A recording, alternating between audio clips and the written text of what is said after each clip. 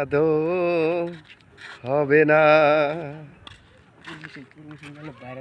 দিন থাকিতে কর সাধন কেউ রবে না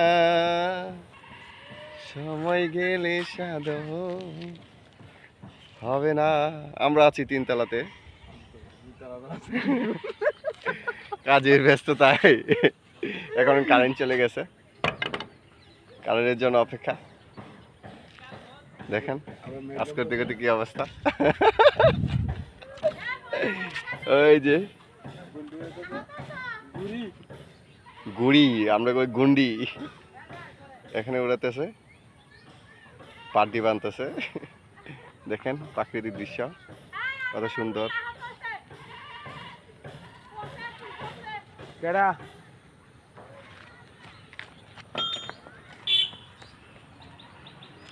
কি হয়ে গেছে নাকি?